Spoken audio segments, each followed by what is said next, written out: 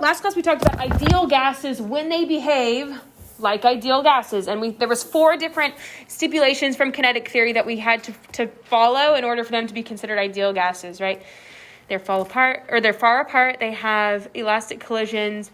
I can't think of the other 2 off the top of my head. Oh, attractive forces are ignored. What'd you say? Many molecules. Oh, lots of molecules. Oh, yeah, okay. All right, so those are things that have to be true for them to be considered ideal gases. But the reality is that when we have certain conditions, there are certain conditions under which gases don't perform ideally. So it's not an accurate description when the pressure is high and when temperature is not at an extreme, okay? So if we've got a really high pressure, we expect molecules to be close together, right? A high pressure means that we've got a little less room for our molecules to move, okay? You guys can just abbreviate these or slim them down. You don't have to write these down word for word, okay? At lower temperatures, attractive forces are no longer able to be ignored, right? When we get to lower temperatures, this has to deal with the fact that they don't move as much, right? Because at low temperatures, they're cold, they stay close together, right? Do you think the little molecules are huddling together for heat? That was a joke. That's fine. You know, it's fine. It's fine. Just forget it. Well, no, I say it again. I couldn't reach back. It's fine. It's fine, guys. Okay, molecules. Have a free day. when molecules are cold, they just don't move as much, right? Less energy means less movement. And so they're just going to stay a little bit closer together. When we have these types of conditions, really high pressure and really low temperature, that result in these molecules that are close together, the volume of a gas does not follow the ideal gas law. The attractive forces pull the molecules closer together, therefore reducing the volume. Okay, so let's talk that through a little bit more. In conditions of really high pressure and really low temperatures, these are when molecules are either really close together or they're really slow, right? They're not moving as much. High pressure would mean they're really close together. Low temp means they're sluggish, right? In those conditions, our molecules aren't moving as much. They don't have room to move. They don't have the energy to move, so they don't. And so at that point, then the attractive forces that we ignored before, those London dispersion forces, the different intermolecular forces that hold molecules together, will start to take over. And as they pull the molecules tighter together, the volume decreases. Does that kind of make sense? So the ideal gas law doesn't really apply when we get into these extreme conditions, really, really cold or really, really high pressure. So here is kind of a graph of what it would look like in an ideal gas versus a real gas. Maybe. Okay, depictions of real gases on pressure versus temperature graphs. So here is what it would look like if it's ideal on the left, right? We said that pressure and temperature are directly related. So as one goes up, the other goes up. But here's what happens. In all reality, on the right-hand side, this is what really happens in a real gas. It doesn't follow a nice straight line. It follows a general upward curve.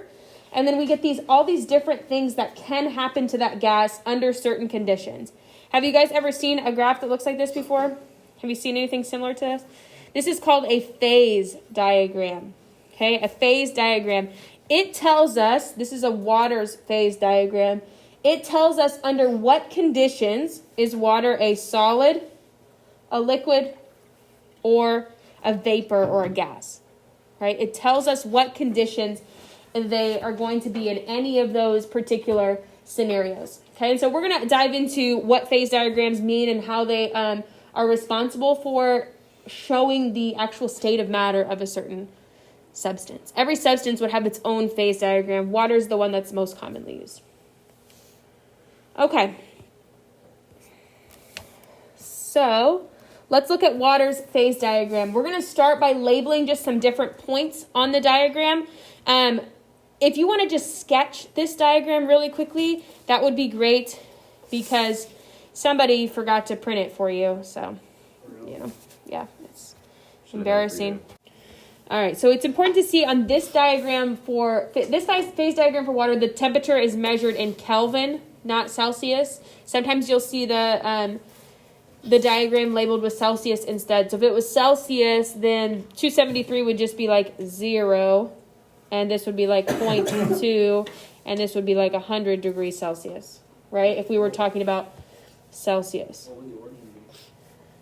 It would still be 0. It's not a to scale graph. Yeah. Degrees Celsius. This would be 0.2 degrees Celsius. All right, but usually when we talk about water, we talk about boiling points and stuff. We know it better in Celsius than in Kelvin. So, all right, so let's talk about some different points on. Miss Noll, Yeah. Sorry. It's okay. The first one going vertical, is that 0.008? 0.006. This one is 0.006 atmospheres, and it's measured in atmospheres over here. So, okay. This tells us, this first point right here, point D, what's happening here? The big 3 lines are intersecting, right? Line segment A, line segment B, and line segment C are all intersecting at this point D. This is called the triple point. Okay, you'll have to know this like on a different phase diagram. It might not be water. It's still going to have what's called a triple point. So the triple point is a set of conditions under which water can be both solid, liquid, and gas, all at equilibrium. And it's a very strange phenomenon. We're talking super low temperatures, so just over freezing, right? 0.2 degrees Celsius. But look how low the pressure is. 0.006 atmospheres. Daily pressure is 1. So when we're talking in that low of a pressure system, that would have to be lab simulated. That would never be something that would happen in everyday life, right? That's a super, super low pressure. So as you get to that point, you would have the existence of liquid, vapor, and ice, right? All versions of water in equilibrium. Very interesting. Okay, but that's called the triple point. Okay, so the next one we're going to talk about are the critical point, way up here. Critical point is a set of conditions in which it can no longer exist as a gaseous state, okay, or as a vaporous state. We've got really high temps and really high pressure. 218 atmospheres and 647 Kelvin. So, I don't know, we're in the 350 degrees Celsius range, right? Water boils at 100 degrees Celsius, so we're talking really hot and really pressurized. It can't exist as a gaseous state anymore, and so it reaches this state it starts to become super unstable. So the electrons start falling off, like these things kind of start becoming crazy. There's more that goes back to it than that, but yeah, whatever. Okay, that's called the critical. On the graph, lines A, B, and C are called equilibrium curves. So for curve A lies between what 2 states of matter? Solid and what's on this side of A? Gas, right? Solid and gas, right? A lies between solid and gas. And so these are conditions in which water, vapor, or gas, and the solids can exist in equilibrium. And so you can have both at the same time. But look at this set of conditions it might be, right? They've got to meet at this intersection. So pressure's got to be really low, temperature's really low, right? They've got to meet somewhere along this intersection. If it would be, 100 Kelvin and 0.05, then that means we're still going to fall in the solid range. The conditions would have to meet along that equilibrium line in order for it to be considered at equilibrium. Does that make sense? If it meets somewhere that's not on the line, then that just means, let's say we were at 0.5 atmospheres and 273, right? Well, that would still be totally solid right there. It wouldn't be at an equilibrium point at all. Okay. Next curve is curve B. What do you think its equilibrium is between? Solid and liquid, right? Solids are anything to the left of that, so low temperatures up to high pressures, and then if it fits on the curve, that means solid and liquid could exist in equilibrium, right? But it's got to intersect on that line. And then curve C obviously means that you are at equilibrium between what? Liquid and gas, right? And that's a lot easier conditions to match, right? You'll see like as things start to boil, right? Boiling point of water at normal pressure is going to put us on that equilibrium point.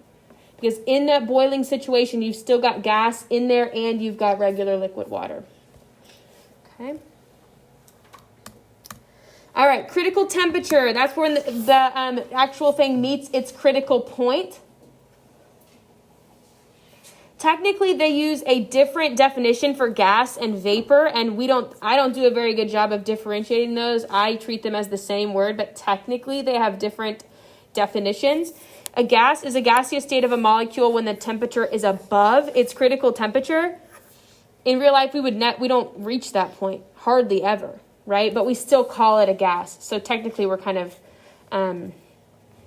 we're misusing that term a lot, right? A vapor is a gaseous state when the molecule is below its critical temperature. So most of the time, we should be using the word vapor, not the word gas. But I don't think that's going to change anytime soon, right?